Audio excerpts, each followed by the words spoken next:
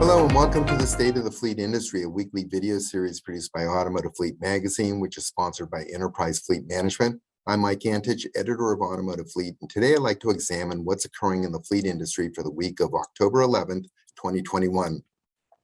And for those of us old enough to remember, the new model year traditionally starts on October 1.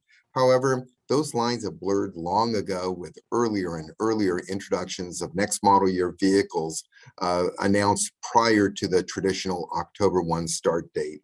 But regardless, to illustrate a point that I like to make, let's say that the 2022 model year started on the traditional kickoff of October 1.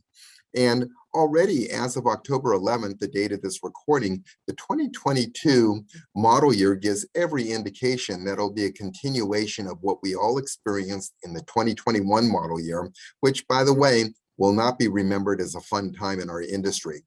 I'm afraid that the 2022 model year is going to be a very difficult year for fleets to get vehicles built. And here are some examples. Just 6 days into the start of the traditional 2022 model year time period, we've already received final order deadline dates for a number of 2022 models, 6 days into it. And one example is the 2022 Chevrolet Malibu. For the majority of fleets that successfully submitted their orders for 2022 Malibus, this final order deadline is occurring before many of them ever even took delivery of their first units. And 2 days later, on October 8th, was the final order deadline date for the 2022 Ram ProMaster. However, these final order deadlines started even earlier this summer with an August 13th deadline to order 2022 F-Series Super Duties. And here's another example. The first order deadline for government fleets for 2022 Silverado 1500 models, and this includes regular cab, double cab, and crew cab, was September 13th, 2021. And September 17th was the final order deadline date for government fleets looking to order Silverado 2500 and 3500 models. And as I said, these are just a few examples, but it gets me to wonder about order to delivery times that we can anticipate for the 2022 model year. And last month, I completed Automotive Fleet's annual order to delivery survey for 2021 models, which was the prior model year, and it'll be published in the October 21 issue. As we all know, the microchip shortage caused a number of assembly plants to temporarily suspend new vehicle production or to build a number of ordered fleet vehicles as build shy units, which means that they were built minus a constrained component and were parked until that component became available. The first temporary suspensions in new vehicle production due to the microchip shortage in the 2021 model year started last March, and these temporary suspensions have continued sporadically through the remainder of the model year. So getting back to Automotive Fleet's 2021 order to delivery survey. So in order not to skew the OTD data, we were forced to divide specific model OTD times into two columns. The first column was for those units ordered prior to the temporary production suspensions of March 1, and the second column was for OTD times for the same model vehicle but ordered after March 1. And in my 22 years of calculating model year order to delivery times, I've got to say this was the most difficult and the most complicated survey that we've ever produced.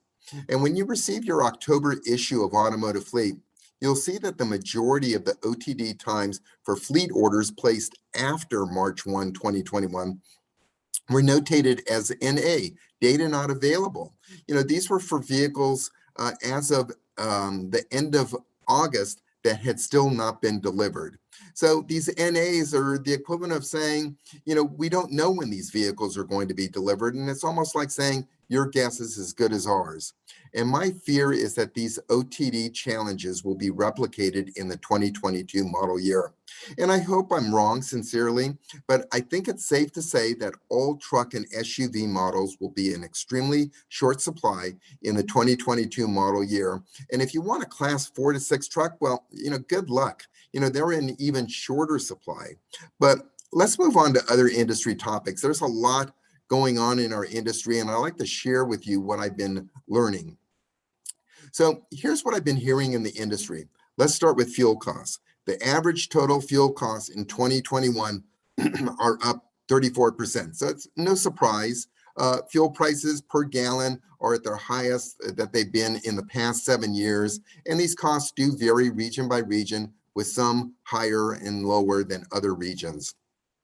But what's interesting is that while the total fuel costs are up, there's been a decrease in the total number of gallons purchased industry-wide due to a variety of reasons, one of which is vehicle fuel efficiency has been increasing. There's been greater adoption of telematics for routing optimization, for example, and enforcement of prohibitions against unnecessary idling.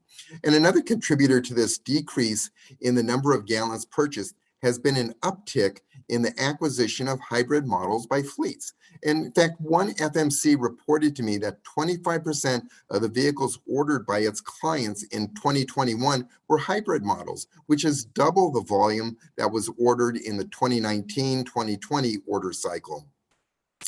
But one thing is apparent in talking with people: both fixed and operating costs for fleets are increasing.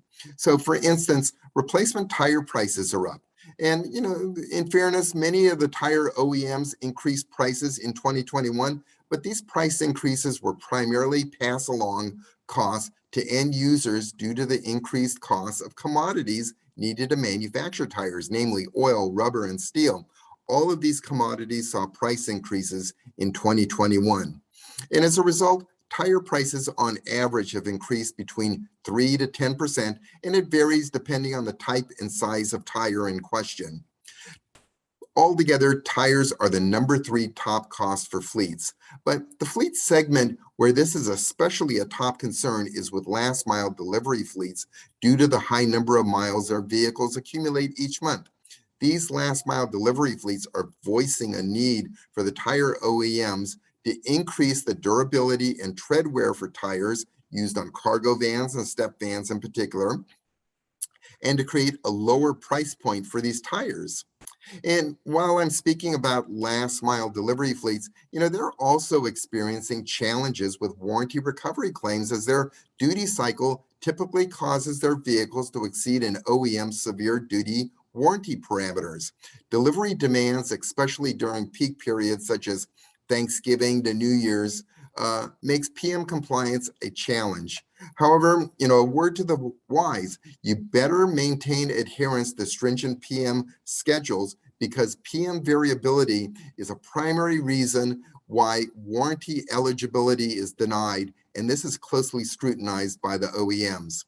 And as I mentioned at the beginning of my report, getting replacement vehicles in 2022 will not only be difficult, but it will cause additional ramifications in other areas of fleet operation.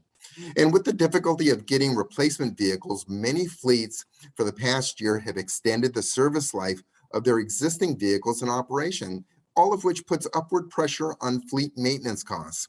And a truism in fleet management is that the older the vehicle, the greater the problems that it'll experience. And, we all know that, but it puts it into perspective when you consider this analogy.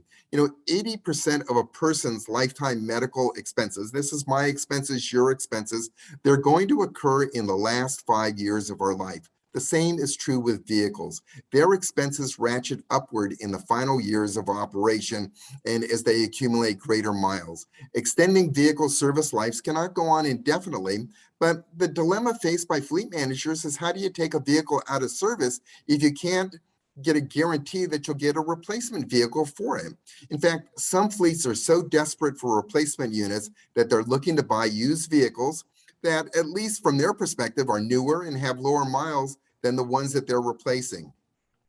And as we all know, running vehicles beyond their optimal replacement cycle costs money, and the industry data validates this concern.